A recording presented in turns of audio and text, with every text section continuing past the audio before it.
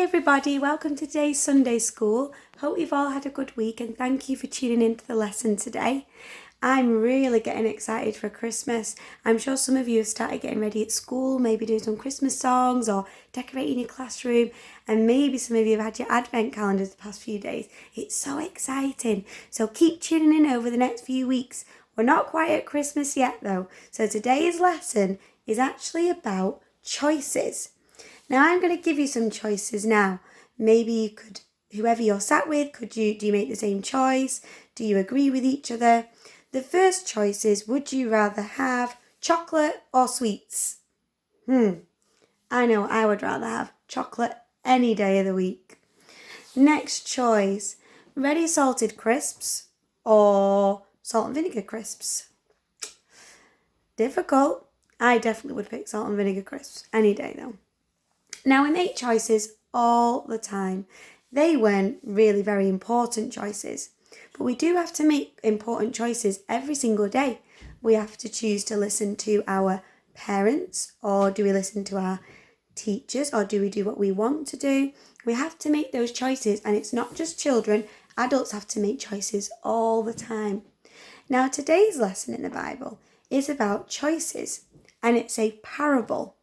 Now, a parable is an earthly story with a heavenly meaning. So that means a story is about things that we see and know on earth. So things that we can relate to, things that could happen to us. But it has a deeper meaning, a heavenly meaning, which God wants us to learn and know about. So today's parable, Jesus told it a few weeks before he was going to die on the cross. And it's about two sons and a father. Now, they owned a vineyard. Now, a vineyard is a bit like a farm, but they have trees or plants which grow grapes, and you use those grapes to make wine and drinks. So a vineyard is a company and it grows grapes, and it needs a lot of work. So you'd have to go and water them, you'd have to pick the grapes, you'd have to do all the work. So you can't just leave it, it's a full-time job. Now, the father said to his two sons, "Can you go and help in the vineyard?" The first son said, "No, I don't want to." They didn't want to go. How many times do we do that? Somebody tells us to do something and we're like, "No, I don't want to." But what that son did is, even though he said no, later he realised he'd made the wrong choice. We do that sometimes. We make a choice and we realise later on, I shouldn't have done that.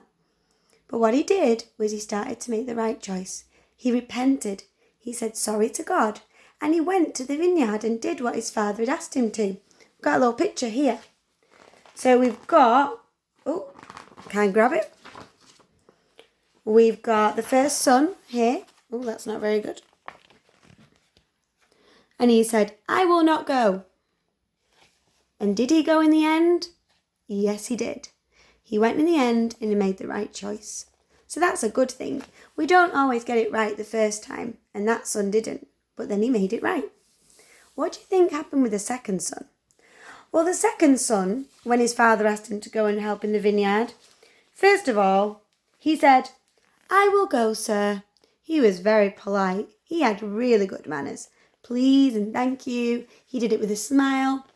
His father must have been like, "Oh, at least this son's doing the right thing." And he said yes straight away. But did he end up going in the vineyard? No. He didn't even go. Even though he said yes the first time and he looked like he was doing the right thing, he didn't go in the end. Who do you think made the best choice? Now we know that the first son said no first, but he fixed it and he did the right thing in the end. And he actually went into the vineyard. Now what Jesus is trying to teach us is that it's very important that we don't just say we're going to do something, we do it as well. So first of all, if we're given a command by God, we need to do it. But second of all, what Jesus is trying to tell us is that sometimes just saying, "Yes, I'll do it, yes, I'll do the right thing," isn't enough. You have to actually do it. Being polite and saying nice things doesn't mean anything if your actions don't show that. So that's what that parable is about. Oh, sorry, I got an itchy nose. That's what that parable is all about. Making sure that our actions follow up with what we're saying. And if we make the wrong choice the first time, is it too late? No. There's always time and chance to make things right. God gives us lots and lots of second chances. Lots of chances to do the right thing. It's never too late for anybody to make the right choice. Now, the Bible verse today, because this story is from the Bible, is in Mark chapter 3 and it's verse 35. And this verse, I don't know if you can see, is in red there. That means that Jesus actually said this. These are Jesus' words. He said, "For whosoever shall do the will of God, the same is my brother and my sister and mother." So he basically is saying that whoever does the will of God, whoever does what God commands him to, is like family, is a brother, a sister.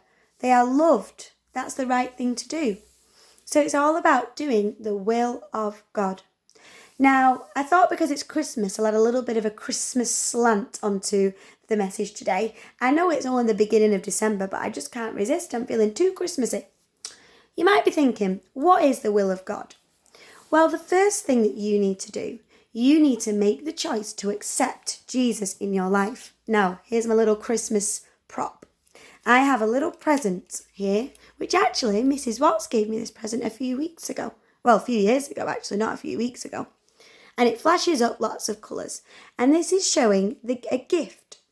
Now, if I was to give you this gift here, can you take it through the screen?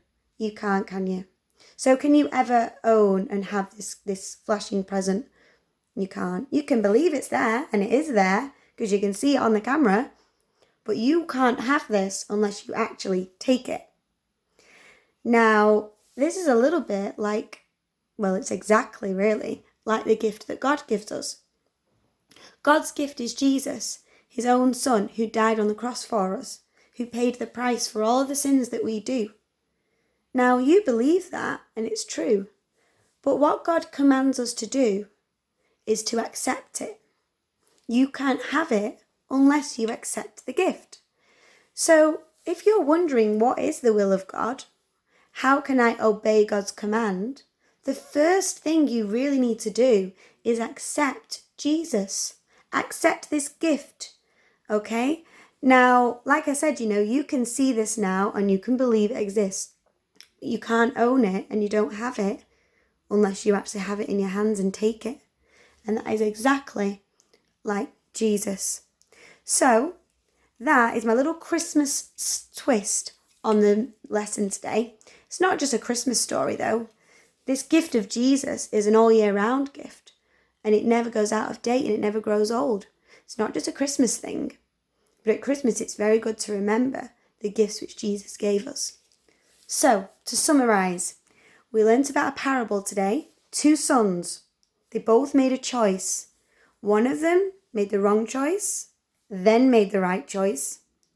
One of them said they were making the right choice and then made the wrong choice. Which of those sons do you think you would rather be?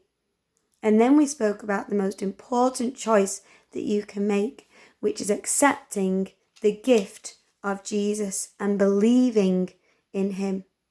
I hope you all have a great week, and I hope you get excited getting ready for Christmas. Thank you for tuning in, and I'll see you all soon. Bye.